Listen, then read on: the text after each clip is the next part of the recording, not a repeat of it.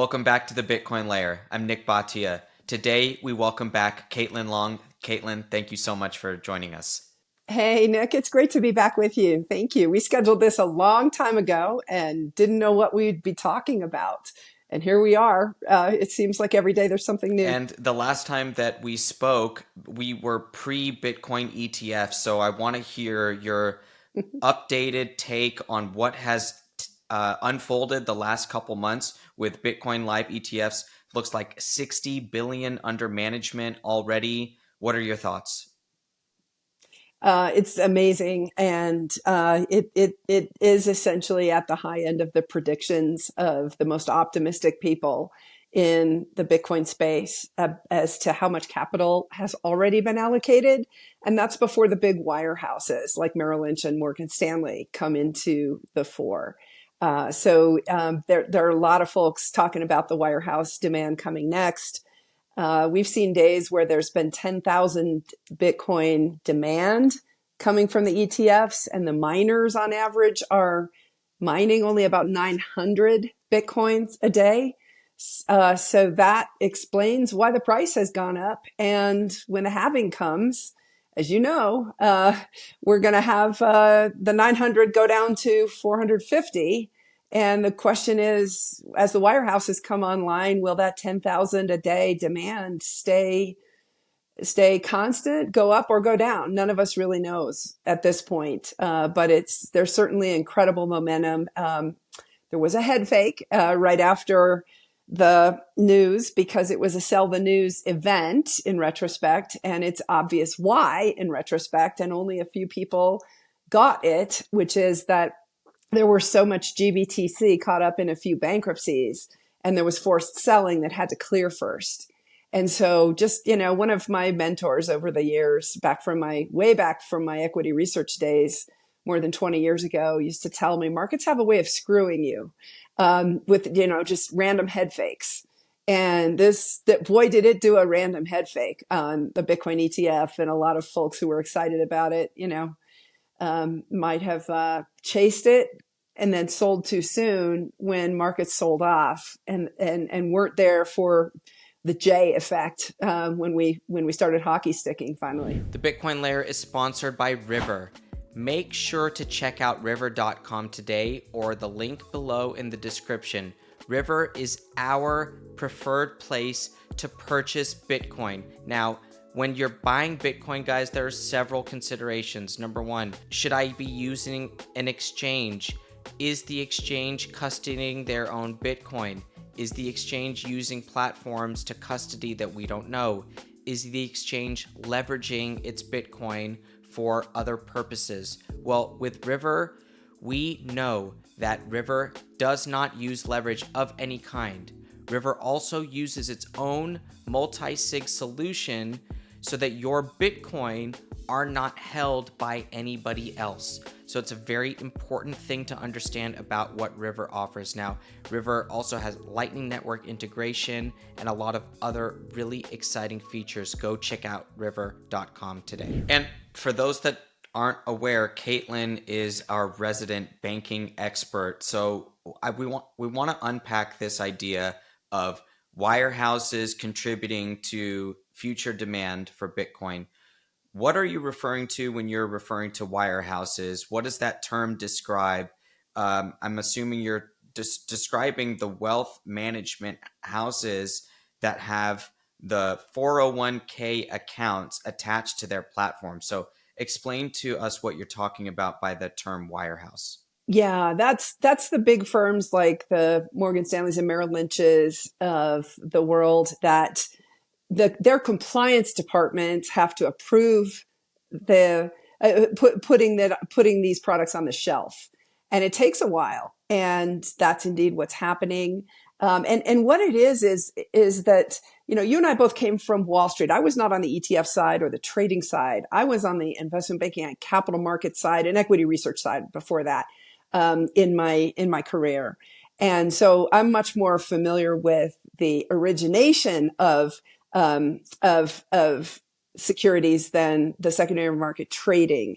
And so this is definitely not, I don't hold myself out as an expert on the ETFs, but I was a managing director on the investment banking side at Morgan Stanley and was very familiar with the wealth management side of the firm, which was the other side of the firm at Morgan Stanley. And that was a big part of the distribution of how securities that were originated through the investment banking side of the firm got distributed through the wealth management side.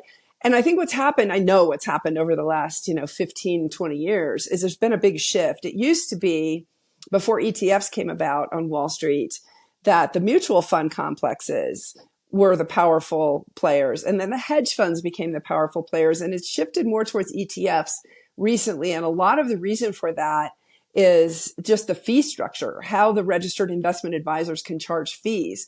And they're charging advisory fees, and that has pushed fee compression to extreme levels, where we see a lot of no fee funds now. And obviously those funds have expenses. We know they have expenses. So when a mutual fund has a no fee structure, one of the tangents you and I could go on here is when a fund manager charges no fees, how are they making their money? The answer is they are making money. It's through the sideways channels that are not as transparent.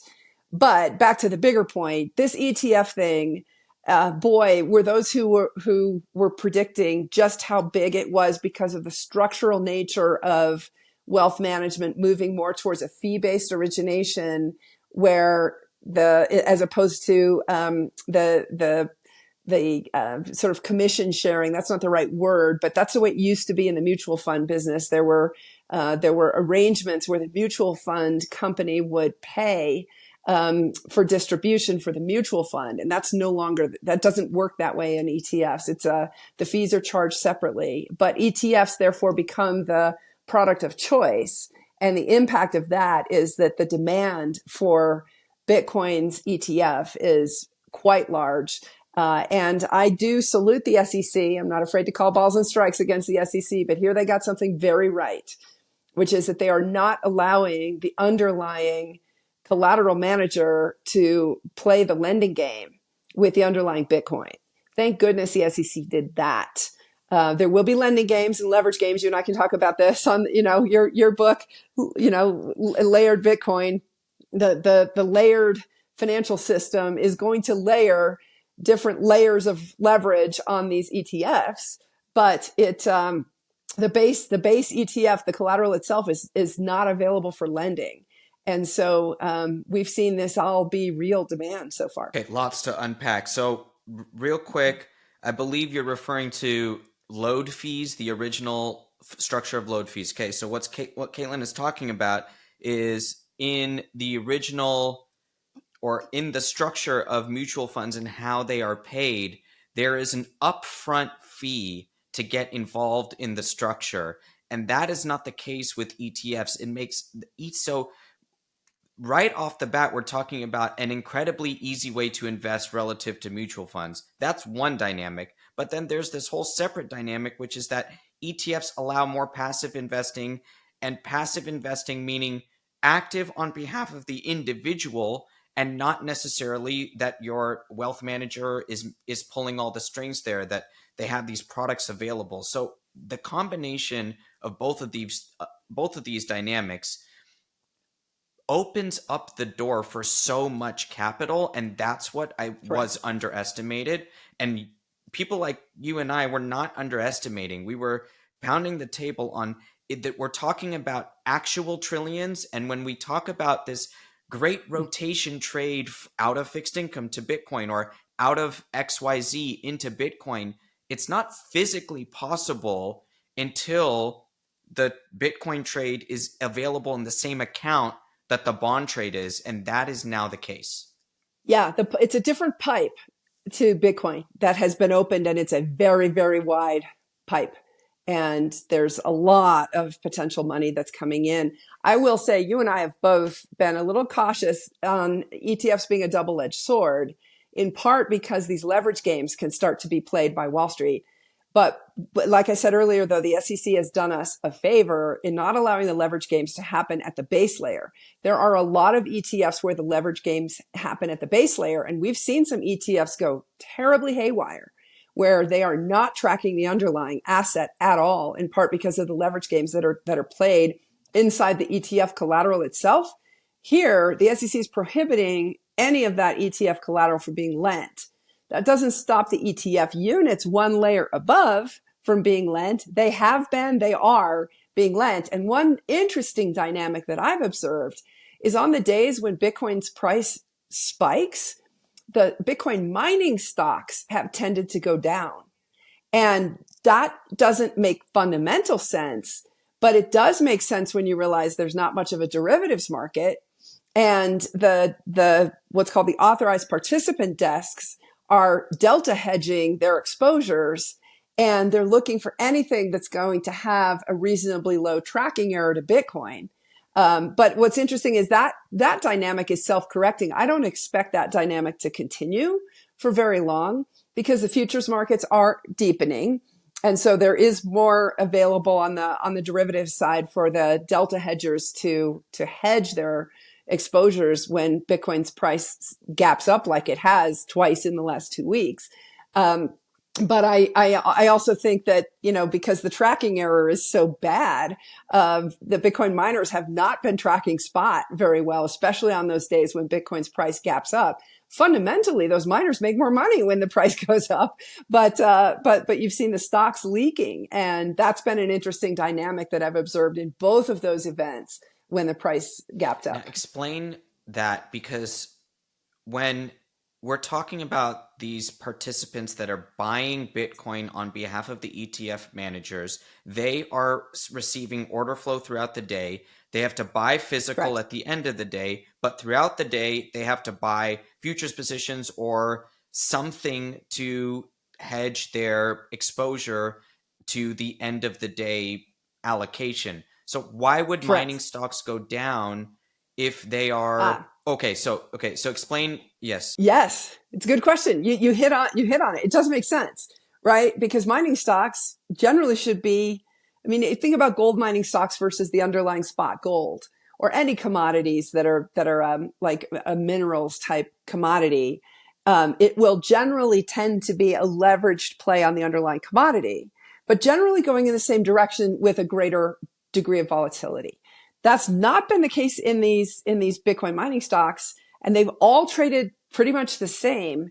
On the days that get Bitcoin's gapping up, they've actually gone down. Here's why. The ding ding ding aha is that those authorized participants cannot hedge with actual Bitcoin because they are prohibited by their regulators from transacting in the actual cryptocurrency. So this is where some of the global banking regulations start to come into play, because the U.S. is way behind the rest of the world, thanks to the Warren crowd who is blocking the U.S. And obviously they tried very hard to block the ETFs, and it wasn't until the court decision came along that it forced open the ETFs. But they are blocking the investment banks from hedging with actual Bitcoin. And so if you're going to be hedging your exposure, you're accumulating an intraday exposure. You don't want to just leave that exposure building without hedging it, because that's a big enough balance sheet risk that it could potentially take some of these authorized participants down. Right? These are big numbers. And so if they're accumulating big intraday exposures, they're going to want to hedge that somehow, just to minimize the unit of balance sheet that they're contributing to these businesses. And it's the nature of ETFs on the settlement cycle, as you pointed out, at end of day is when the settling up happens. And so net, there's a timing mismatch in the market. And so what's happening, I think, I can't prove this, but a number of folks have been talking about this, is that the mining stocks, because they at least have some correlation to Bitcoin, have become the old derogatory term is a Texas hedge. It's a Texas hedge. It's an inaccurate hedge. It's not it doesn't track very well the underlying, but it's because these not all authorized participants, anyone who's a regulated financial institution, a hedge fund doesn't have to worry about this as much, but anybody who's a regulated financial institution is not allowed to hold any Bitcoin on their balance sheets. And so think about it in the context of a Fed regulated institution, including the big investment banks. They're not allowed to hold Bitcoin on their balance sheet at all. So they have to hedge with the cash settled futures or with something else. And the mining stocks, I think, have become the something else in these in these market dislocations where there's a big gap in the price. And can you just talk about it in terms of the longs and the shorts? So what are the authorized participants, what are they long in terms of futures, mining stocks during the day, and then at the close, what do they go long and short, just so I can understand the mechanics? Well, see, this is where I am not an ETF expert, so I don't want to mislead. I'm just looking at it from a high level, knowing that there are desks that are accumulating exposures intraday that are going to settle end of day. And they're breaching their limits because the demand for the ETFs have been so high.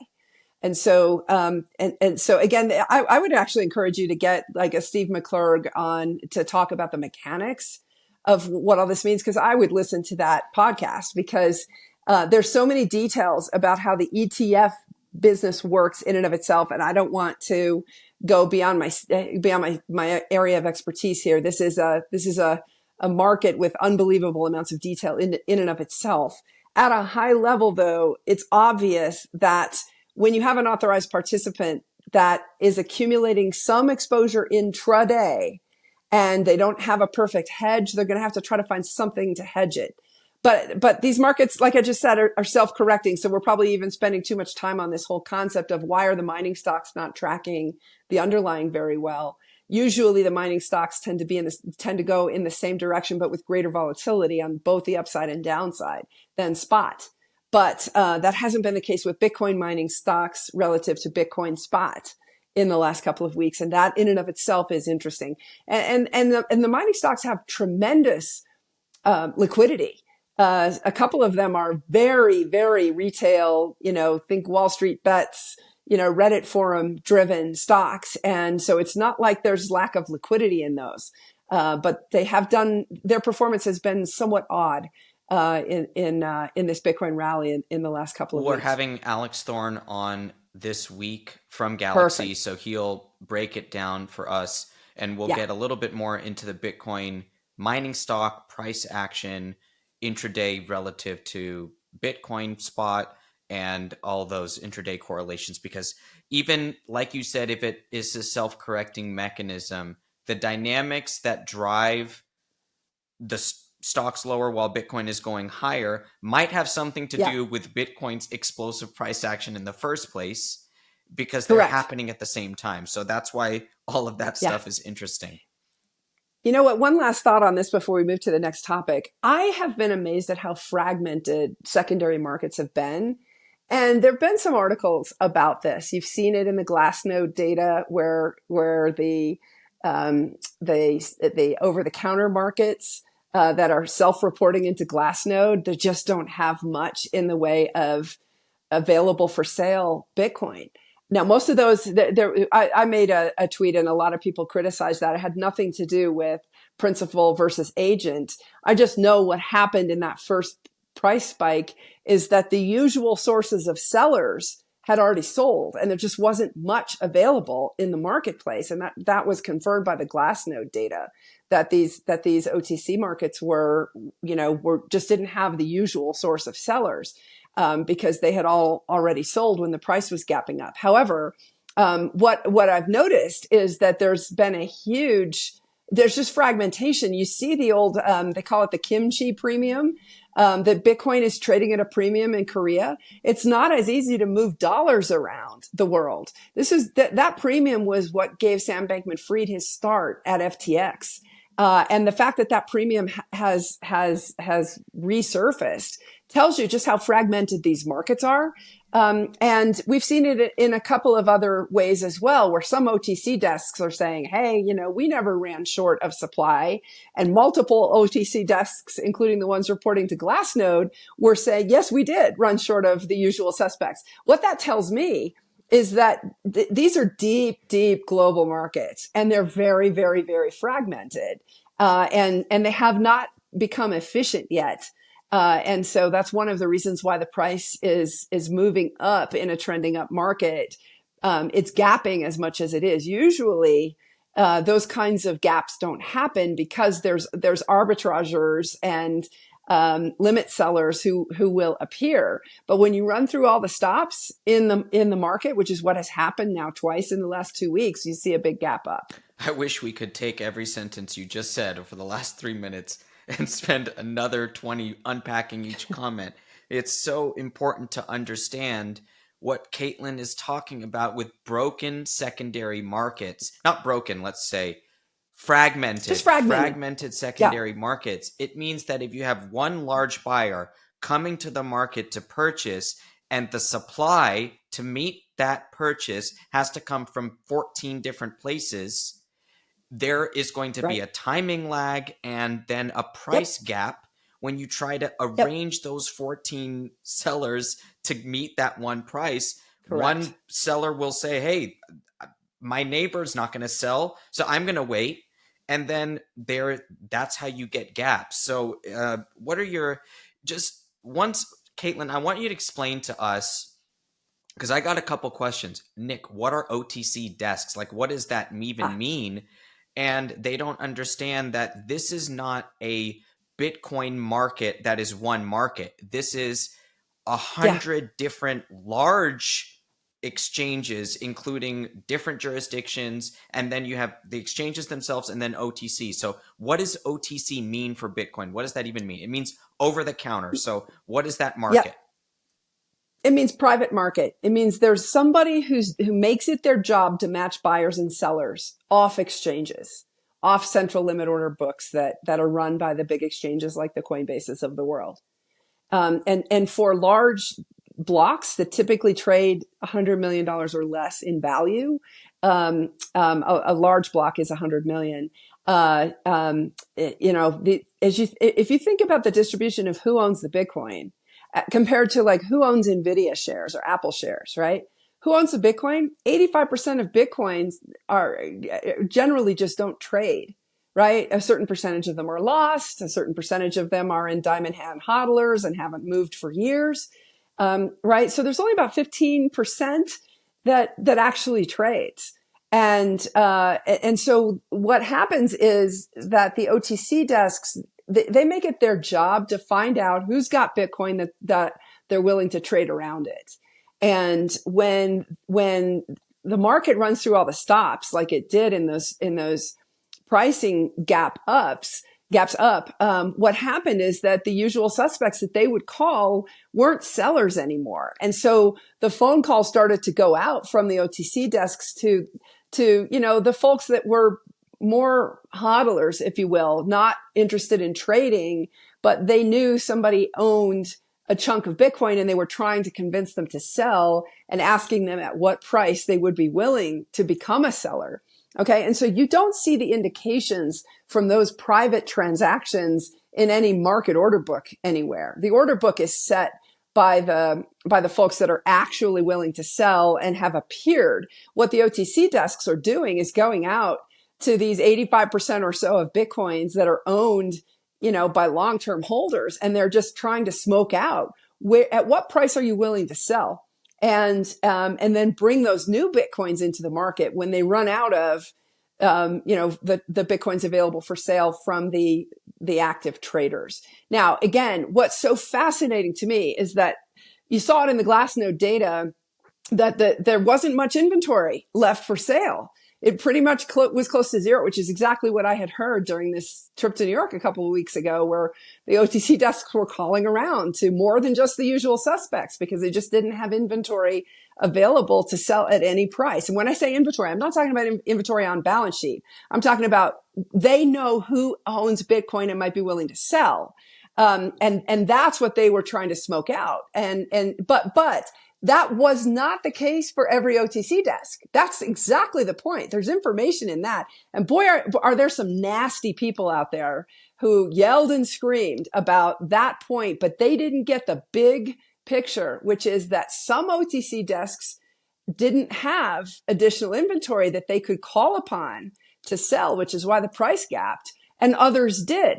What is that telling you? That tells you that just how fragmented this market still is, which is part of the reason why you're seeing a lot of volatility in the price. And in an upward trending market, you're going to tend to see it gapping up like this. One of the lines that folks credit me with in this space is a fool and their leveraged Bitcoin are soon parted.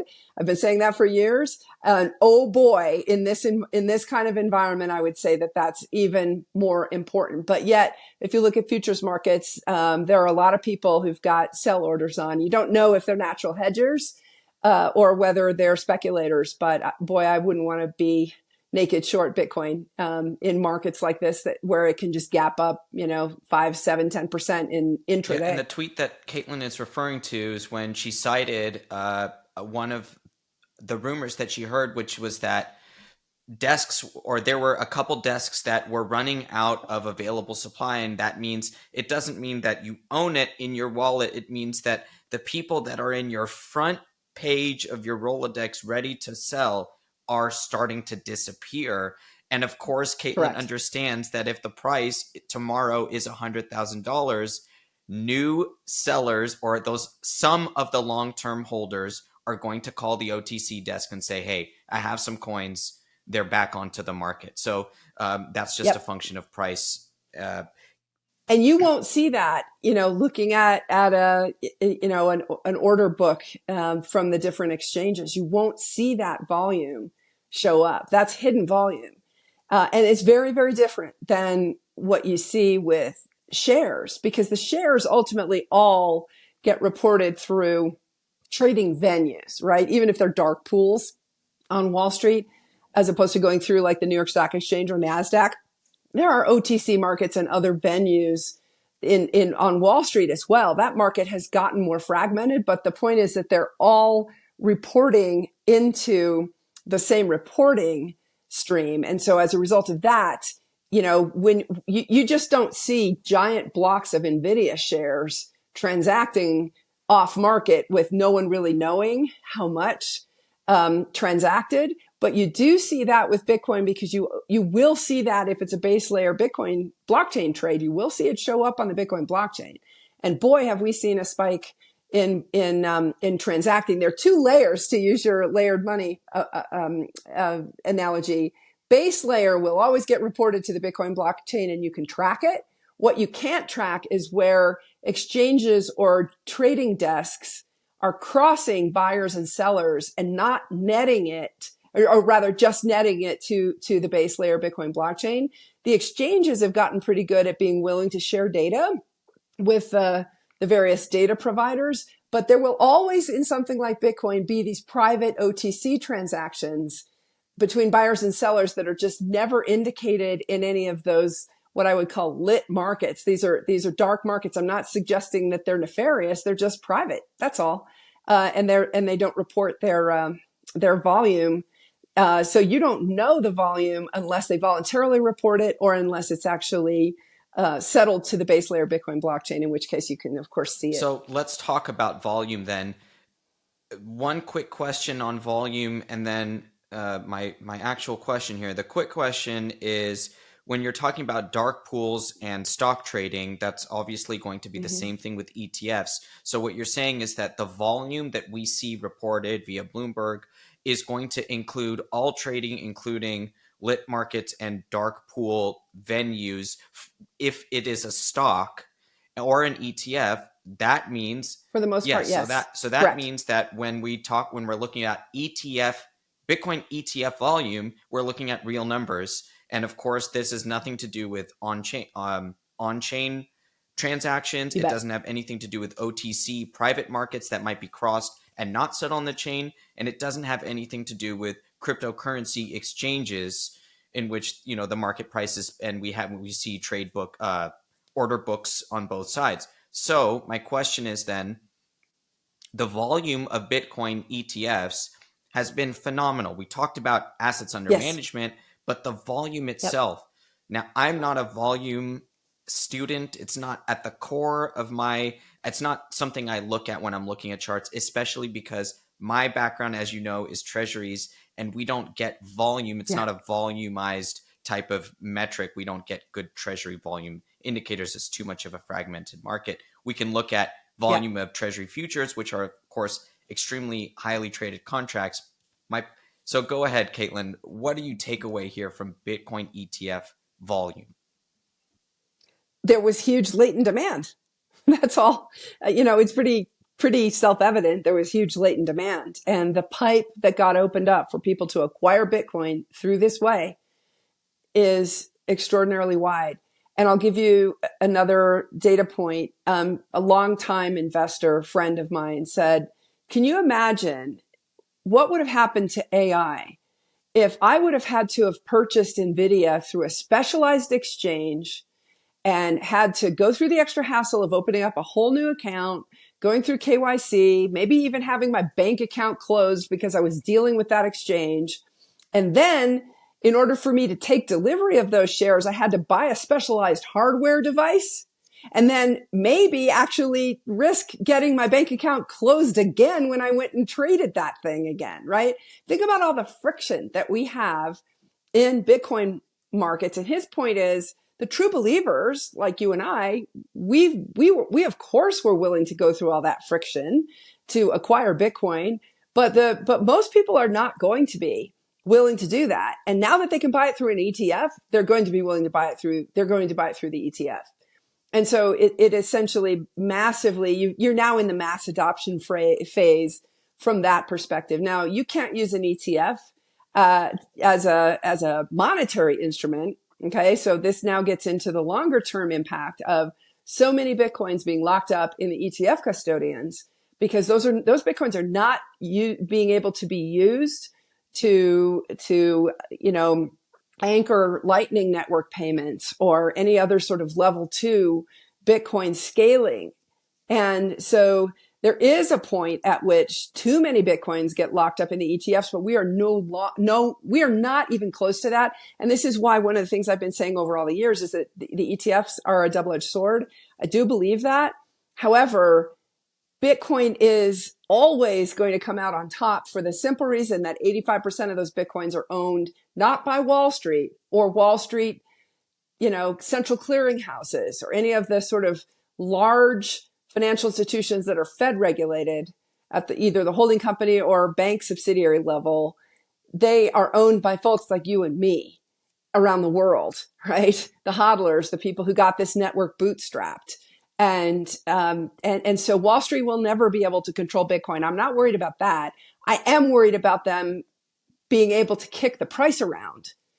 In a bear market, to the extent that they start putting layers of leverage on that Bitcoin ETF, it will cause the price to move around. We're in the virtuous part of that cycle, but we will end up eventually on the vicious part of that cycle, as you know, because you traded treasuries. So in many ways, the fixed income market, because it's mostly an OTC market, it suffers from these same dynamics. You never really know. Like you said, people in the treasury market never really looked at volume. You never really know how much is trading because the vast majority of it is reported, but not all of it, right? Yeah, your sales pings you in the morning and says it's looking, we're seeing a lot of flow today, and that's your best indication of volume in this market. Caitlin Long, thank you so much for joining us today and sharing your insights. We will, of course, have you back as we continue throughout the year.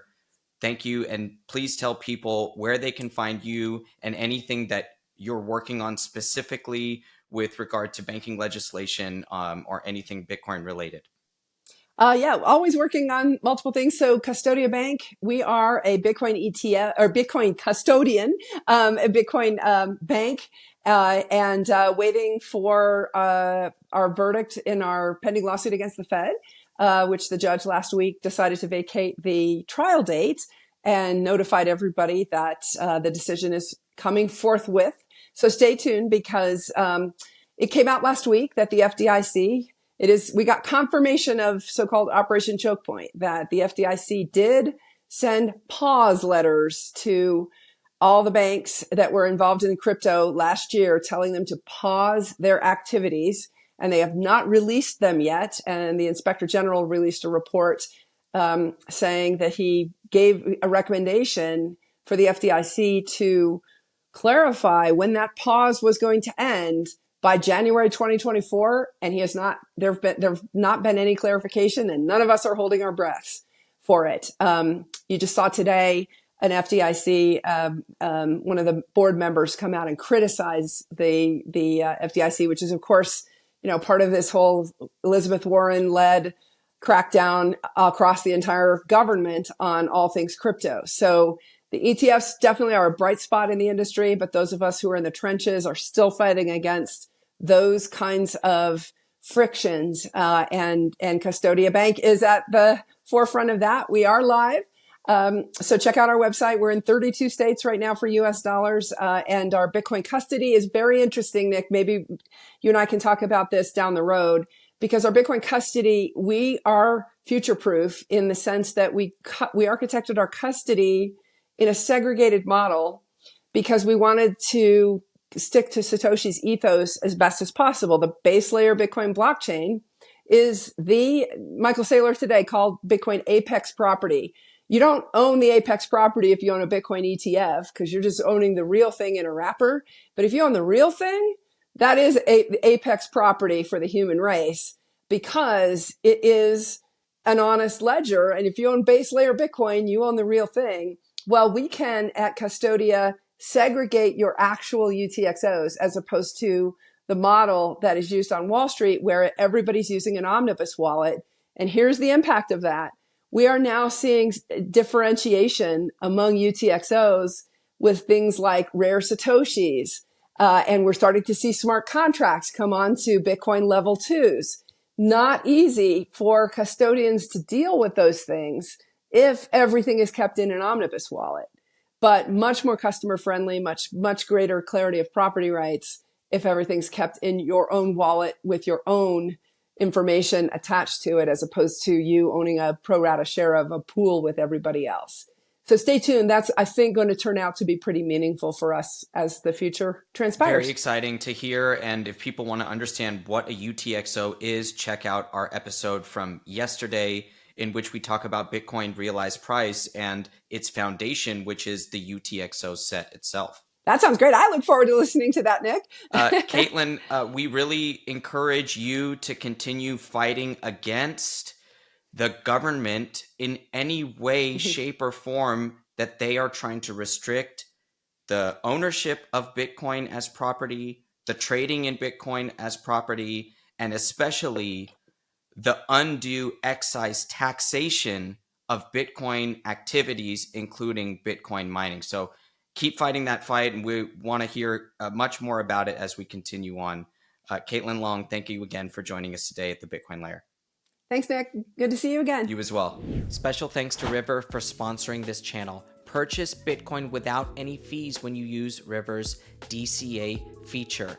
River has become our trusted source of accessing the Bitcoin market because they don't use any third-party custodians. This is a very, very important thing to understand. River is not using another company to store the Bitcoin for them.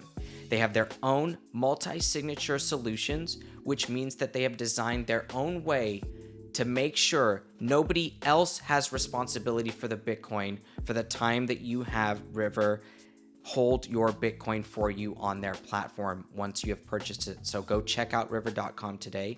Thanks for sticking with us. As always, at the Bitcoin Layer, subscribe to our channel, subscribe to our Substack at thebitcoinlayer.substack.com so that you can follow along our latest research and analysis.